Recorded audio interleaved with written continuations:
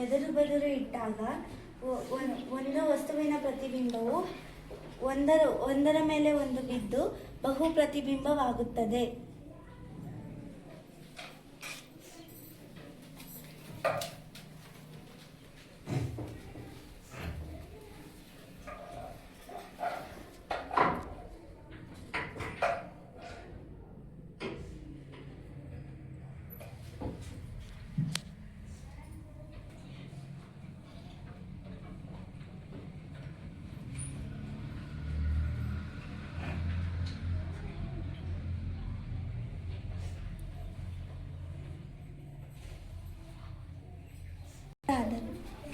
ಆಧಾರದ ಮೇಲೆ ಎರಡು ದರ್ಪಣವನ್ನು 30 ಡಿಗ್ರಿಗೆ ಇಟ್ಟುಕೊಂಡಾಗ ಇಲ್ಲಿ ಪ್ರತಿಬಿಂಬವು ಹೆಚ್ಚು ಕಾಣುತ್ತದೆ. ಇದನ್ನು 60 ಡಿಗ್ರಿಗೆ ಹಿಡಿದುಕೊಂಡಾಗ ಇಲ್ಲಿ ಮುಂಚೆ ಇದ್ದಕ್ಕಿಂತ ಪ್ರತಿಬಿಂಬವು ಕಡಿಮೆ ಆಗುತ್ತದೆ.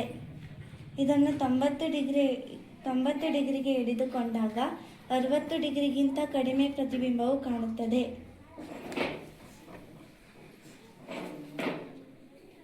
ಇದನ್ನು 120 ಡಿಗ್ರಿಗೆ ಹಿಡಿದುಕೊಂಡಾಗ 90 ಡಿಗ್ರಿಗಿಂತ ಕಡಿಮೆ ಪ್ರತಿಬಿಂಬವು ಕಾಣುತ್ತದೆ.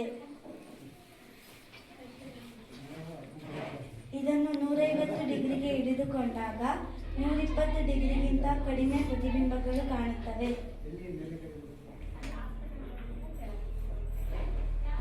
ಇದನ್ನು 180 ಡಿಗ್ರಿಗೆ ಹಿಡಿದುಕೊಂಡಾಗ 2 ಪ್ರತಿಬಿಂಬ ಮಾತ್ರ ಕಾಣುತ್ತದೆ. ಇದು ಪಟ್ಟಕ. ಇದನ್ನು ಬೆಳಕಿನಲ್ಲಿ ಹಿಡಿದುಕೊಂಡಾಗ ಇದರಲ್ಲಿ ಕಾಮನಬಿಲ್ಲಿನ ಬಣ್ಣಗಳು ಕಾಣುತ್ತವೆ.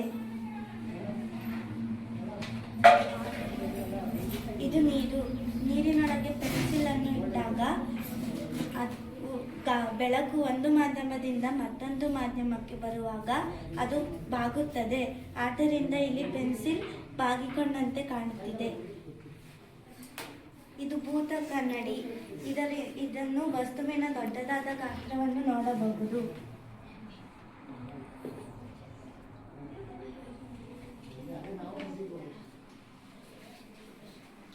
ಇದು ಪೀನ ಮಸೂರ. ಇದನ್ನು ಬೆಳಕಿನ ಮುಂದೆ ಇಟ್ಟಾಗ ಇದು ತಲೆ ಕೆಳಗಾದ ಪ್ರತಿಬಿಂಬವನ್ನು ತೋರಿಸುತ್ತದೆ. ಇದನ್ನು ನಾವು ಪರದೆ ಮೇಲೆ ಪಡೆಯಬಹುದು. ಇದು ಸತ್ಯ ಪ್ರತಿಬಿಂಬವನ್ನು ತೋರಿಸುತ್ತದೆ.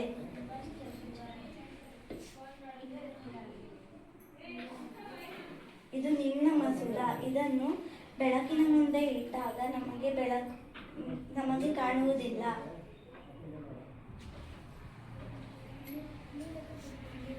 ಇದು ಪೀನ ದರ್ಪಣ. ಇದರಲ್ಲಿ ನಾವು ಮುಖವನ್ನು ದೊಡ್ಡದಾಗಿ ಕಾಣಬಹುದು, ಚಿಕ್ಕದಾಗಿ ಕಾಣಬಹುದು. ಇದು ನಿಮ್ನ ದರ್ಪಣ. ಇದರಲ್ಲಿ ಪ್ರತಿಬಿಂಬದ ದೊಡ್ಡದಾಗಿ ಕಾಣಬಹುದು.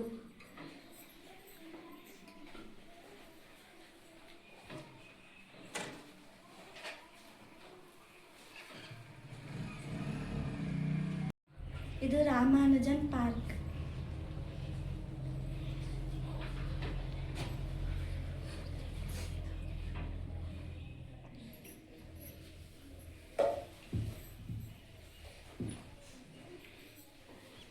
ಇದು ಆಕೃತಿಗಳ ಗಡಿಯಾರ.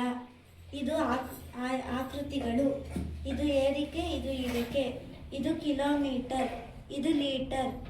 ಇದರಲ್ಲಿ ಕೋನಗಳು. ಇದು ಸಂಖ್ಯೆಗಳ ಆಟ. ಇದನ್ನು ಯಾವ ರೀತಿ ಕೂಡಿದರೂ 15 ಬರುತ್ತದೆ. ಇದು ಬೀಜಗಳ ಸಹಾಯದಿಂದ ಗಣಿತದ ಮೂಲ ಕ್ರಿಯೆಗಳು.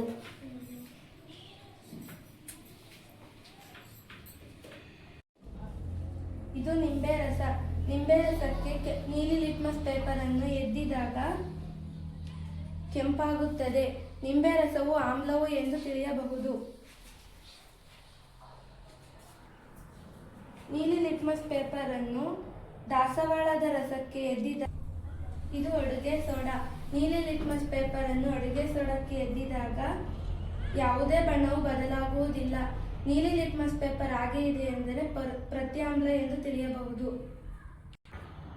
ಇದು ವಿನೆಗರನ್ನು ನೀಲಿ ಲಿಟ್ಮಸ್ ಪೇಪರನ್ನು ವಿನೆಗರಿಗೆ ಎದ್ದಿದಾಗ ಬಣ್ಣವು ಬದಲಾಗುತ್ತದೆ ಎಂದರೆ ಇದು ಆಮ್ಲ ಎಂದು ತಿಳಿಯಬಹುದು.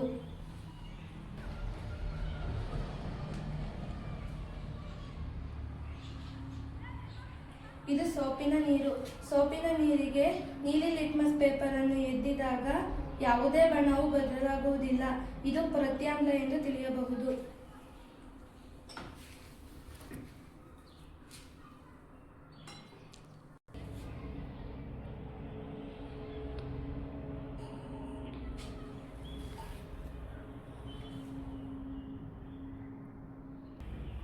ಇದು ಟೊಮೊಟೊ ರಸ. ಟೊಮೊಟೊ ರಸಕ್ಕೆ ನೀಲಿ ಲಿಟ್ಮಸ್ ಪೇಪರನ್ನು ಎದ್ದಿದಾಗ ಕೆಂಪಾಗುತ್ತದೆ ಎಂದರೆ ಇದು ಆಮ್ಲ ಎಂದು ತಿಳಿಯಬಹುದು.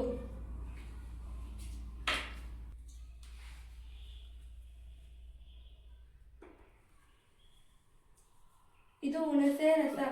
ಇದಕ್ಕೆ ನೀಲಿ ಲಿಟ್ಮಸ್ ಪೇಪರನ್ನು ಎದ್ದಿದಾಗ ಬಣ್ಣವು ಬದಲಾಗುತ್ತದೆ, ಕೆಂಪಾಗಿ ಬದಲಾಗುತ್ತದೆ ಎಂದರೆ ಇದು ಆಮ್ಲವೆಂದು ತಿಳಿಯಬಹುದು. ಅರಿಶಿಣವು ನೈಸರ್ಗಿಕ ಸೂಚಕ.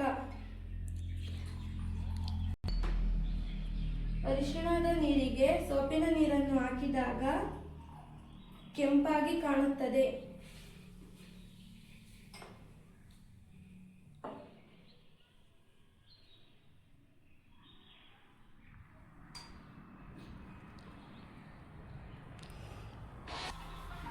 ಇದು ಬೇಕಿಂಗ್ ಸೋಡಾ. ಇದಕ್ಕೆ ದಾಸವಾಳದ ರಸವನ್ನು ಹಾಕಿದಾಗ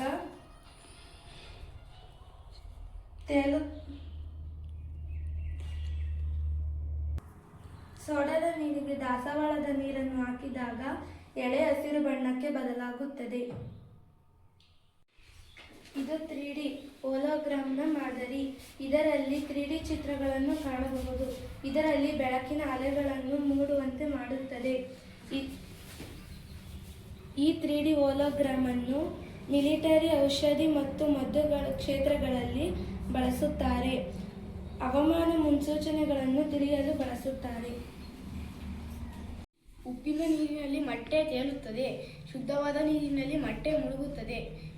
ಇದು ಪಾದರಸದ ತಾಪಮಾಪಕ. ಇದು ಪ್ರಯೋಗಶಾಲೆಯ ತಾಪಮಾಪಕ.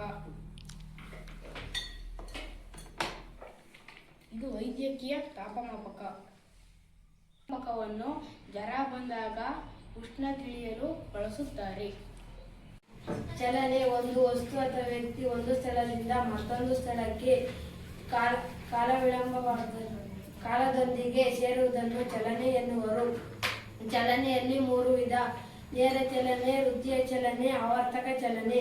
ನೇರ ಚಲನೆ ಒಂದು ವಸ್ತು ಅಥವಾ ವ್ಯಕ್ತಿ ನೇರ ಪಥದಲ್ಲಿ ಚಲನೆ ನಡೆಸಿದರೆ ಅಂತಹ ಚಲನೆಯನ್ನು ನೇರ ಚಲನೆ ಎನ್ನುವರು.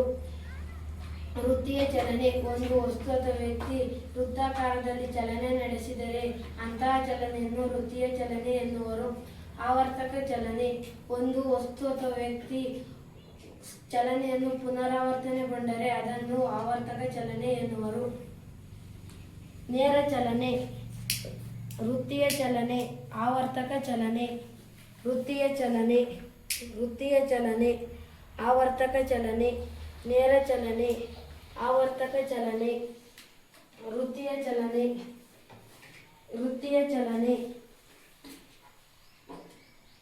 ಆವರ್ತಕ ಚಲನೆ. ಇವು ಬಾಚಿ ಹಲ್ಲುಗಳು. ಇವು ಕಡಿಯಲು, ತುಂಡು ಮಾಡಲು, ಸಿಗಿಯಲು ಸಹಾಯ ಮಾಡುತ್ತವೆ. ಇವು ಕೋರೆ ಹಲ್ಲುಗಳು. ಇವು ಅರಿಯಲು, ಚುಚ್ಚಲು ಸಹಾಯ ಮಾಡುತ್ತವೆ. ಕಿರುದವಡೆ ಹಲ್ಲುಗಳು ಜಗಿಯುವುದು ಮತ್ತು ಅರೆಯುವುದು. ದವಡೆ ಹಲ್ಲುಗಳು ಜಗಿಯುವುದು ಮತ್ತು ಅರೆಯುವುದು ಸಹಾಯ ಮಾಡುತ್ತವೆ. ಇದು ಹಗಲು ಮತ್ತು ರಾತ್ರಿ ಆಗುವಿಕೆ. ಹಗಲು ಮತ್ತು ರಾತ್ರಿ ನೈಸರ್ಗಿಕ ಬದಲಾವಣೆ. ಭೂಮಿಯು ಭ್ರಮಣೆ ಮತ್ತು ಪರಿಭ್ರಮಣೆ ಚಲನೆಯನ್ನು ನಡೆಸುತ್ತದೆ. ಭ್ರಮಣೆ ಚಲನೆ ಒಂದು ವಸ್ತು ತನ್ನನ್ನು ತಾನು ಸುತ್ತುವುದಕ್ಕೆ ಭ್ರಮಣೆಯ ಚಲನೆ ಎನ್ನುವರು. ಪರಿಭ್ರಮಣೆಯ ಚಲನೆ ಒಂದು ವಸ್ತು ತನ್ನನ್ನು ಸುತ್ತುತ್ತಾ ಇನ್ನೊಂದು ವಸ್ತುವನ್ನು ಸುತ್ತುವುದಕ್ಕೆ ಪರಿಭ್ರಮಣೆಯ ಚಲನೆ ಎನ್ನುವರು. ಇದು ಸೂರ್ಯನ ಕಿರಣಗಳು ಈ ಕಡೆ ಈ ಭಾಗದಲ್ಲಿ ಬಿದ್ದಾಗ ಈ ಭಾಗದಲ್ಲಿ ಬೆಳಕಾಗುತ್ತದೆ ಮತ್ತು ಭೂಮಿಯು ತಿರುಗುತ್ತಾ ಈ ಭಾಗದಲ್ಲಿ ಸೂರ್ಯನ ಕಿರಣಗಳು ಬಿದ್ದಾಗ ಈ ಭಾಗದಲ್ಲಿ ಬೆಳಕಾಗುತ್ತದೆ, ಆಗ ಈ ಭಾಗದಲ್ಲಿ ಕತ್ತಲಾಗುತ್ತದೆ. ಮತ್ತು ಸೂರ್ಯಗ್ರಹಣ ಚಂದ್ರ ಮಧ್ಯೆ ಭೂಮಿ ಬಂದರೆ ಚಂದ್ರಗ್ರಹಣ ಆಗುತ್ತದೆ.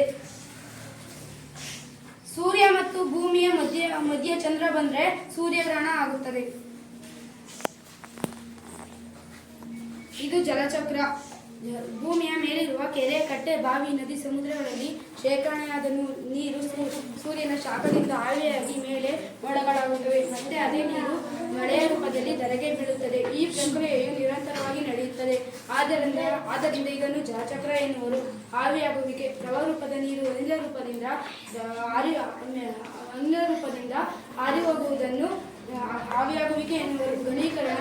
ನೀರು ಅನಿಲ ರೂಪದಿಂದ ದ್ರವ ರೂಪಕ್ಕೆ ಬದಲಾಗುವ ಪ್ರಕ್ರಿಯೆಯಾಗಿದೆ.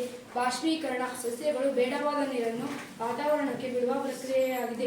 ಸಸ್ಯಗಳು ಹೊರಹಾಕಿದ ನೀರು ಆವಿಯಾಗಿ ಘನೀಕರಣ ಆಗಿ ಮಳೆ ಹನಿಯಾಗಿ ಮತ್ತೆ ಧರೆಗೆ ಬೀಳುತ್ತದೆ. ನಾನು 4ನೇ ತರಗತಿಯಲ್ಲಿ ಓದುತ್ತಿದ್ದೇನೆ. ನಾನು ತಯಾರಿಸುವ ಯೋಜನೆ ರಸ್ತೆ ಸಂಚಾರ ನಿಯಮಗಳು. ಇವರು ಸಂಚಾರಿ ಪೊಲೀಸ್. ಇವರು ವೃತ್ತದಲ್ಲಿ ಸೇರಿರುತ್ತಾರೆ. ನಗರಗಳ ಜನರು ಮತ್ತು ವಾಹನಗಳ ನಡುವೆ ಅಪಘಾತಗಳನ್ನು ನಿಯಂತ್ರಿಸುವುದು ಇವರ ಕೆಲಸ. ರಸ್ತೆ ಮಧ್ಯದಲ್ಲಿ ಬಿಳಿ ಪಟ್ಟಿ ಇದ್ದವಲ್ಲ, ಇವೇ ಜೀಬ್ರಾ ಪಟ್ಟಿಗಳು. ಪಾದಚಾರಿಗಳು ಜೀಬ್ರಾ ಪಟ್ಟಿಯ ಮೇಲೆ ದಾಟಬೇಕು. ವಾಹನಗಳ ನಡುವೆ ಉಂಟಾಗುವ ಅಪಘಾತಗಳಿಗೆ ಸಂಕೇತ ದೀಪಗಳನ್ನು ಹಾಕಿರುತ್ತಾರೆ. ಕೆಂಪು ದೀಪ ಬಂದಾಗ ವಾಹನಗಳು ನಿಲ್ಲಬೇಕು. ಹಳದಿ ದೀಪ ಬಂದಾಗ ವಾಹನಗಳು ಸಿದ್ಧರಾಗಬೇಕು. ಹಸಿರು ದೀಪ ಬಂದಾಗ ವಾಹನಗಳು ಚಲಿಸಬೇಕು ಇತ್ಯಾದಿ ಸಂಕೇತ ದೀಪಗಳನ್ನು ಹಾಕಿರುತ್ತಾರೆ. ರಸ್ತೆಯ ಬೋರ್ಡ್ಗಳು ಮುಂದೆ ಉಬ್ಬಿದೆ ಅಂತ, ಶಾಲೆ ಹತ್ತಿರ ನಿಧಾನವಾಗಿ ಹೋಗಿ, ಇಲ್ಲಿ ಪಾರ್ಕ್ ಮಾಡಿ, ಇಲ್ಲಿ ಆರನ್ ಮಾಡಬಾರದು, ಇಲ್ಲಿ 30 ಸ್ಪೀಡಲ್ಲಿ ಹೋಗಬೇಕು, ಇಲ್ಲಿ ಪಾರ್ಕ್ ಮಾಡಂಗಿಲ್ಲ, ಈ ಕಡೆ ಬಲಕ್ಕೆ ತಿರುಗಿ, ರೈಲ್ವೆ ನಿಲ್ದಾಣ ಇದೆ. ಧನ್ಯವಾದಗಳು. ಮಾದರಿ ಚಂದ್ರಯಾನ 3 ಭಾರತೀಯ ಬಾಹ್ಯಾಕಾಶ ಸಂಶೋಧನಾ ಸಂಸ್ಥೆ ಇಸ್ರೋ 2023ರಲ್ಲಿ ಕೈಗೊಂಡ ಐತಿಹಾಸಿಕ ಚಂದ್ರಯಾನ ಕಾರ್ಯಾಚರಣೆ. ಇದು ಆಗಸ್ಟ್ 23, 2023ರಲ್ಲಿ ಚಂದ್ರನ ದಕ್ಷಿಣ ಧ್ರುವದ ಬಳಿ ಸಾಫ್ಟ್ ಲ್ಯಾಂಡಿಂಗ್ ಮೂಲಕ ಚಂದ್ರನ ಮೇಲೆ ಇಳಿದ 4ನೇ ದೇಶ ಮತ್ತು ದಕ್ಷಿಣ ಧ್ರುವದಲ್ಲಿ ಇಳಿದ ಮೊದಲನೇ ದೇಶ ಎಂಬ ಕೀರ್ತಿಗೆ ಪಾತ್ರವಾಯಿತು. ಇದರ ಉದ್ದೇಶ ಚಂದ್ರನ ಮೇಲ್ಮೈ ಸಾಫ್ಟ್ ಲ್ಯಾಂಡಿಂಗ್ ಮತ್ತು ರೋವರ್ ಮತ್ತು ಖನಿಜ ಲವಣಗಳನ್ನು ತೋರಿಸುವ ಅಧ್ಯಯನ. ಇದೊಂದು ಮಾನವನ ಹೃದಯದ ಮಾದರಿ. ಹೃದಯವು ನಮ್ಮ ಎದೆಯ ಕುಹರದ ಎಡಭಾಗದಲ್ಲಿದೆ. ಹೃದಯವು ನಮ್ಮ ಕೈ ಮುಷ್ಟಿ ಆಕಾರದಲ್ಲಿದೆ. ಇದು ಸುಮಾರು 250ರಿಂದ 300 ಗ್ರಾಂಗಳಷ್ಟು ತೂಕವಿರುತ್ತದೆ. ಇದರ ಮುಖ್ಯ ಕೆಲಸವೇನೆಂದರೆ ರಕ್ತವನ್ನು ಇಡೀ ದೇಹಕ್ಕೆ ರವಾನಿಸುವುದು. ಹೃದಯವು ಮುಖ್ಯವಾಗಿ 4 ಕೋಣೆಗಳನ್ನು ಹೊಂದಿವೆ. ಅವುಗಳೆಂದರೆ ಬಲಹೃತ್ಕರ್ಣ, ಎಡಹೃತ್ಕುಕ್ಷಿ, ಬಲಹೃತ್ಕುಕ್ಷಿ. ಈ ಕೋಣೆಗಳು ಆಕ್ಸಿಜನ್ ಯುಕ್ತ ರಕ್ತವನ್ನು ಮತ್ತು ಕಾರ್ಬನ್ ಡೈಆಕ್ಸೈಡ್ ಯುಕ್ತ ರಕ್ತವನ್ನು ಬೇರ್ಪಡಿಸಲು ಗೋಡೆಯನ್ನು ಹೊಂದಿವೆ. ಬಲಹೃತ್ಕರ್ಣವು ಕಾರ್ಬನ್ ಡೈಆಕ್ಸೈಡ್ ಯುಕ್ತ ರಕ್ತವನ್ನು ದೇಹದ ಎಲ್ಲ ಭಾಗಗಳಿಂದ ತೆಗೆದುಕೊಂಡು ಬಲಹೃತ್ಕುಕ್ಷಿಗೆ ತಲುಪಿಸುತ್ತದೆ. ಬಲಹೃತ್ಕುಕ್ಷಿಯು ಕಾರ್ಬನ್ ಡೈಆಕ್ಸೈಡ್ ಯುಕ್ತ ರಕ್ತವನ್ನು ಆಕ್ಸಿಜನ್ ಯುಕ್ತ ರಕ್ತವನ್ನಾಗಿ ಪರಿವರ್ತಿಸಲು ಮಹಾ ಅಭಿಧಮನಿಗಳ ಮೂಲಕ ಶ್ವಾಸಕೋಶಗಳಿಗೆ ತಲುಪಿಸುತ್ತದೆ.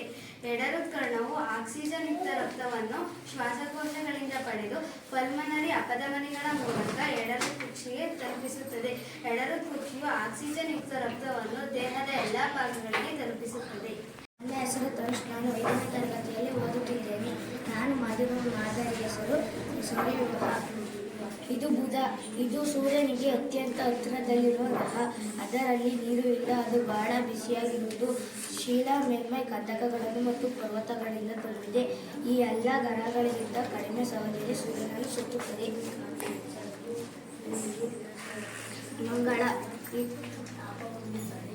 ಮಂಗಳ. ಇದು 2ನೇ ಗ್ರಹವಾಗಿದೆ. ಇದು ಭೂಮಿ. ನಮ್ಮ ಆವಾಸ ಸ್ಥಾನವಾದ ಭೂಮಿ ಸೌರವ್ಯೂಹದ ಒಂದು ವಿಶಿಷ್ಟ ಗ್ರಹ. ಜೀವಿಗಳು ಬದುಕಿಗೆ ಬೇಕಾದ ಶಾಖ ಮತ್ತು ನೀರು ಜೀವನೀಲಗಳನ್ನು ವಾಯುಗಳ ಈ ಗ್ರಹದಲ್ಲಿದೆ.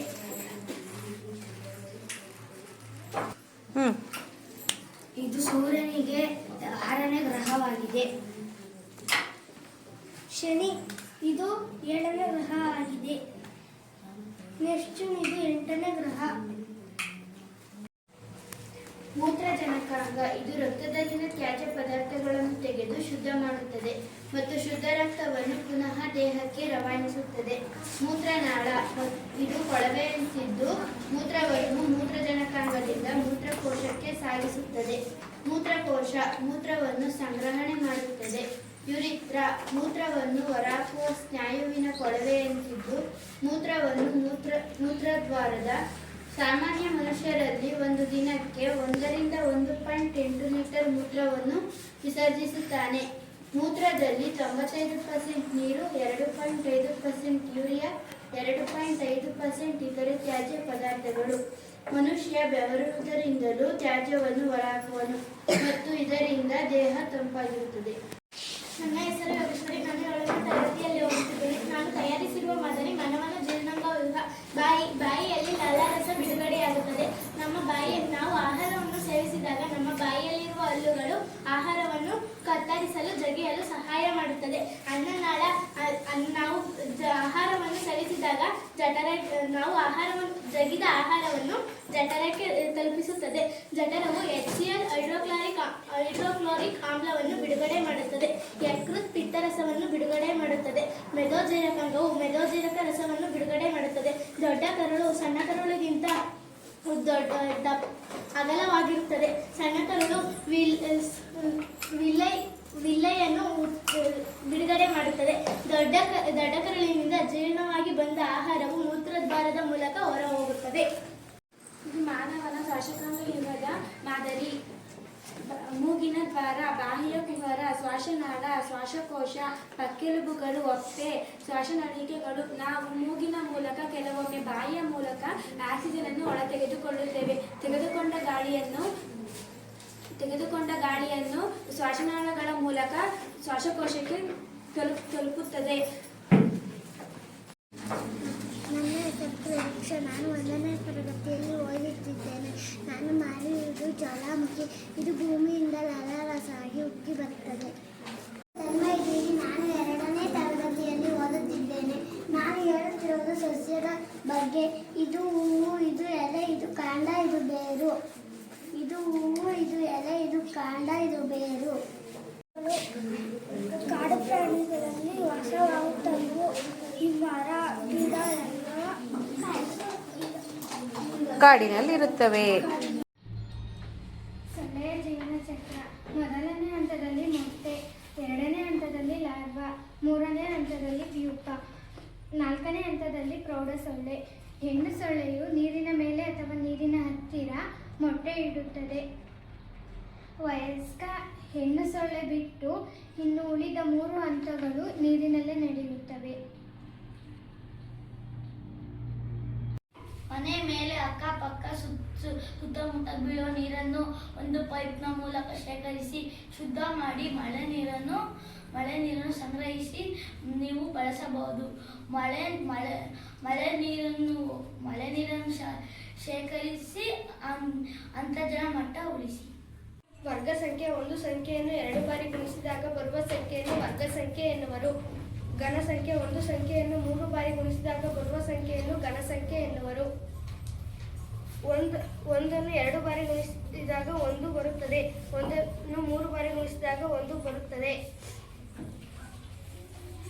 2 ಅನ್ನು 2 ಬಾರಿ ಗುಣಿಸಿದಾಗ 4 ಬರುತ್ತದೆ. 2 ಅನ್ನು 3 ಬಾರಿ ಗುಣಿಸಿದಾಗ 8 ಬರುತ್ತದೆ. 3 ಅನ್ನು 2 ಬಾರಿ ಗುಣಿಸಿದಾಗ 9 ಬರುತ್ತದೆ. 3 ಅನ್ನು 3 ಸತಿ ಗುಣಿಸಿದಾಗ 27 ಬರುತ್ತದೆ. 4 ಅನ್ನು 2 ಸತಿ ಗುಣಿಸಿದಾಗ 16 ಬರುತ್ತದೆ. 4 ಅನ್ನು 3 ಸತಿ ಗುಣಿಸಿದಾಗ 64 ಬರುತ್ತದೆ.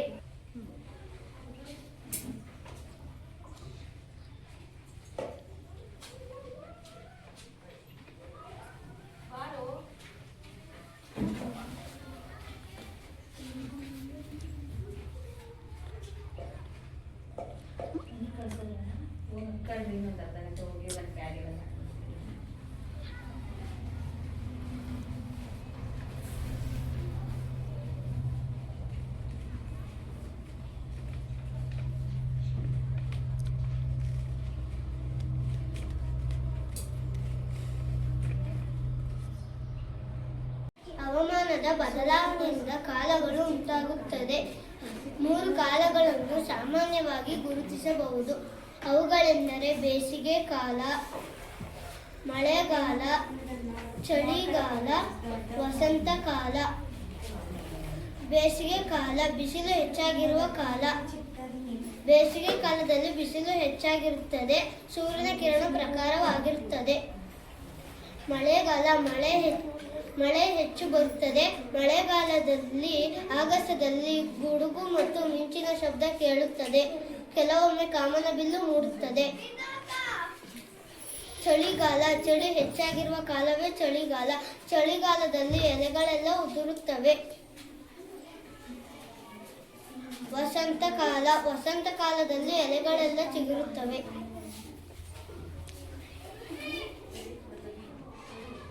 ನೀರು ಶುದ್ಧೀಕರಿಸುವ ಸಾಧನ. ಅಶುದ್ಧ ನೀರು ಹಾಕಿದಾಗ ಶುದ್ಧ ನೀರು ಬರುತ್ತದೆ. ಇದು ದಿಕ್ಸೂಜಿ. ಅಯಸ್ಕಾಂತವನ್ನು ದಿಕ್ಸೂಜಿ ಮೇಲೆ ಇಟ್ಟಾಗ ಯಾವ ದಿಕ್ಕಿಗೆ ತಿರುಗಿಸಿಕೊಳ್ಳಬಹುದು?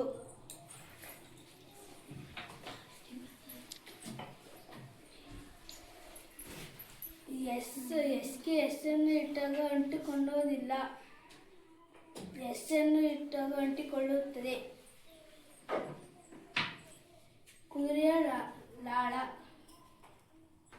ಕುದುರೆಯ ಲಾಳಕಾಂತ, ದಂಡಕಾಂತ. ಮಾನವರ ಅಸ್ಥಿಪಂಜರ 206 ನಿಮಿಷಗಳಿವೆ.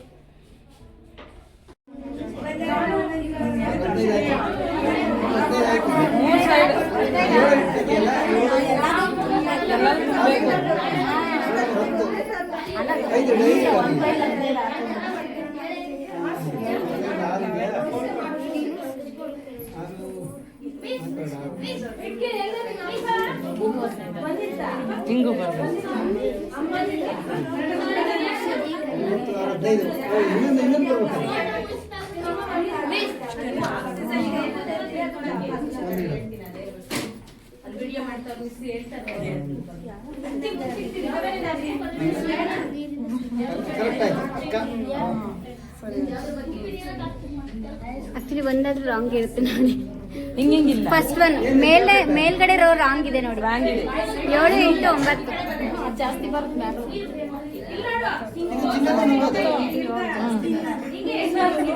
ಅದೊಂದು ಜಾಸ್ತಿ ಬರುತ್ತೆ. ಅದು ಕರೆಕ್ಟ್ ಆಯ್ತು. ಪ್ರಯೋಗ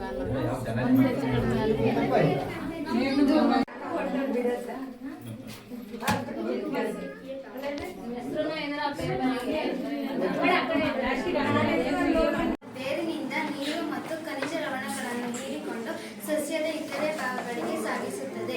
ಝೈಲಮ್ ಎಲೆಯಲ್ಲಿ ತಯಾರಾದ ಆಹಾರ ಪದಾರ್ಥವನ್ನು ಸಸ್ಯದ ಇತರೆ ಭಾಗಗಳಿಗೆ ಸಾಗಿಸುವ ಒಂದು ಅಂಗಾಂಶವಾಗಿದೆ. ದ್ಯುತಿಸಂಶ್ಲೇಷಣೆ ಹಸಿರು ಸಸ್ಯಗಳು ಸೂರ್ಯನ ಬೆಳಕಿನಲ್ಲಿ ಪತ್ರಹರಿತ್ತಿನ ಸಹಾಯದಿಂದ ಕಾರ್ಬನ್ ಡೈಆಕ್ಸೈಡ್, ನೀರು ಮತ್ತು ಖನಿಜ ಲವಣಗಳನ್ನು ಉಪಯೋಗಿಸಿಕೊಂಡು ತಯಾರಿಸುವ ಆಹಾರದ ಪ್ರಕ್ರಿಯೆಗೆ ದ್ಯುತಿಸಂಶ್ಲೇಷಣೆ ಎನ್ನುವರು.